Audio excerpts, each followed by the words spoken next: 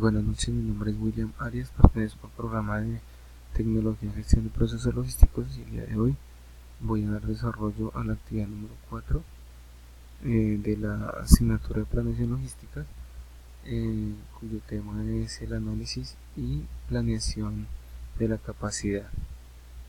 En esta actividad, lo primero que vamos a ver es la definición de lo que son los cuellos de botella. ¿Qué es un cuello de botella? Un cuello de botella es este fenómeno que se presenta cuando la demanda de un producto o servicio excede o supera la capacidad de producción o de respuesta de un sistema, lo cual produce retrasos e incumplimientos en la entrega del producto y o servicio, y además de eso pues también causa caos en el sistema. Entonces el cuello de botella, en otras palabras, es cuando tenemos una demanda de X cantidad de productos o servicios, pero la demanda de los clientes o la demanda de este producto o este servicio supera la capacidad de respuesta del sistema.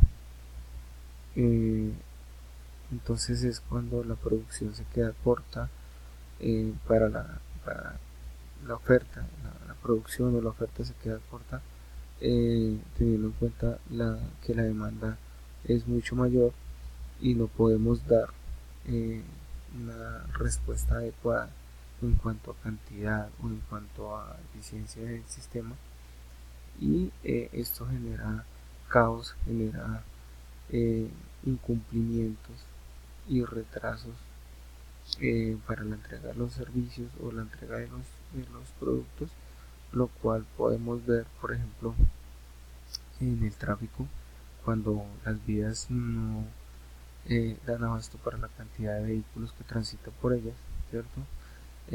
Podemos ver también ejemplos como los de los bancos, por ejemplo, cuando la cantidad de clientes que acuden a adquirir productos o a realizar algún tipo de transacción, entonces la cantidad de cajeros es limitada de acuerdo a la cantidad de clientes que se acercan a las oficinas. Entonces esto genera un caos, genera un represamiento de los clientes en este caso. De igual manera, por ejemplo, en las cajas, en los supermercados, cuando la demanda, digamos, en fechas de pago, por ejemplo, que toda la gente se acerca a hacer sus compras, eh, genera el caos en las cajas porque es mucho mayor el número de clientes que llegan y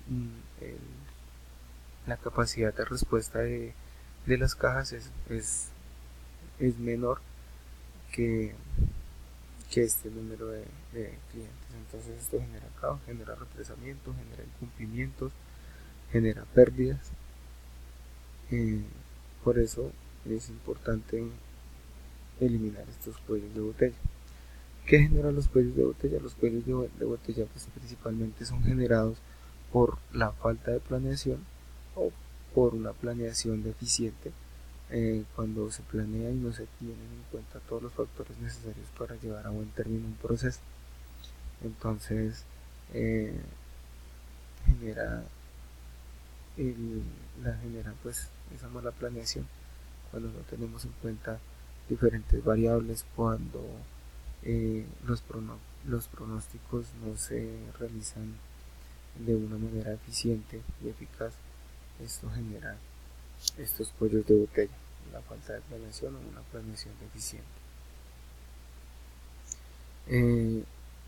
Hablando de este tema, también pues, nos piden en la actividad hablar sobre la teoría de las restricciones. La teoría de las restricciones pues es un tema que desarrolló un físico israelí, Eliyahu Goldratt, teniendo en cuenta que en un proceso productivo hay ciertas limitaciones, eh, pero entre todas las limitaciones que puede haber en un proceso productivo, hay una, un, pues según esta teoría, hay una que es la que genera el represamiento en toda la cadena de producción o, o de, de un proceso. Y esta teoría está enfocada a la mejora continua. Entonces, de acuerdo a la identificación de todas estas problemas que pueda tener una línea de producción o un proceso, un procedimiento, se identifica cuál de todos esos problemas o cuál de todas esas eh, limitaciones que tiene el sistema es la que realmente se convierte en una restricción que va a hacer que todos los demás procesos o actividades eh, pues se paren. Identificando esta restricción, entonces eh, la cuestión de la mejora continua empieza a aplicarse desde ahí.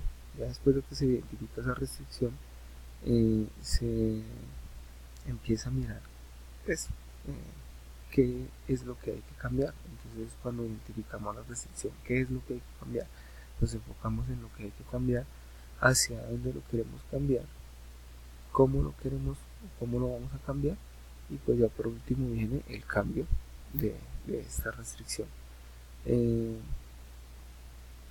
De acuerdo a esto se logra con la administración de esas restricciones. Los tipos de restricciones que podemos encontrar, según esta teoría, están las físicas, restricciones físicas, que son lo que son ya personas, por ejemplo, la maquinaria, la misma infraestructura de la empresa, ¿cierto? Y tenemos las otras restricciones que son las mentales que son, por ejemplo, los paradigmas que tienen las personas, las limitaciones que tienen en cuanto a pensamiento, ideas erróneas o estrategias que funcionaron de pronto en otros procesos anteriores, pero que de pronto en los presentes no aplican muy bien las mismas políticas de las empresas o las políticas, por ejemplo, de las ciudades o de los países. De acuerdo a esto, entonces esta teoría nos dice que hay que seguir unos pasos. De acuerdo a la teoría, pues, hay 5 pasos, y para eliminar esas restricciones físicas, y para las restricciones mentales hay un proceso de pensamientos. Todo esto se realiza con el fin de solucionar o darle solución a esa restricción o eliminarla. Hablando de ejemplos de restricciones, por ejemplo, en el transporte en Colombia, tenemos restricciones de tipo vehicular, como lo son de acuerdo al peso que pueden transportar los vehículos. Entonces hay unas restricciones de acuerdo a la cantidad de ejes y a la capacidad de carga de los vehículos para el transporte de carga. También hay restricciones en horarios para el tránsito de vehículos de carga. Hay otro tipo de restricciones como por ejemplo el pico y placa, aplicado en Bogotá y en otras ciudades de Colombia, en el cual se restringe el tránsito de vehículos de acuerdo al número de la placa. Por último, bueno, vamos a hablar de las holguras. Las holguras son teniendo en cuenta el contexto de la ruta crítica. Por ejemplo, en las actividades de un proceso, un procedimiento, tenemos que hay 2 tipos de holguras. Está la holgura total y la holgura libre. La holgura total es el tiempo que puede llegar a retrasarse una actividad sin que afecte la fecha de finalización o entrega del proyecto en total, la totalidad del proyecto. Entonces va a ser ese tiempo en que alguna de las actividades puede retrasarse pero que no va a afectar eh, el tiempo de finalización del proyecto como tal. Y la holgura libre tiene que ver con el tiempo que se puede llegar a retrasar una actividad sin que vaya a retrasar o a afectar el inicio de la siguiente. Estos son los dos tipos de holguras. Y por último, las conclusiones, pues de acuerdo a lo estudiado durante el desarrollo de la actividad, podemos concluir que la aplicación de herramientas de planeación con base en estas teorías mencionadas influye en el cumplimiento de los objetivos planteados en la compañía, ya que permite tener en cuenta todos los factores que intervienen en el desarrollo de las actividades, procedimientos y procesos necesarios para la optimización de los recursos disponibles en la cadena de abastecimiento. Y esto pues ayuda a satisfacer de una manera adecuada las necesidades de los clientes, sean internos o sean externos, para cumplir con ellos en el tiempo justo, la calidad requerida y con el mínimo costo. Bueno, aquí termino la actividad. Muchas gracias.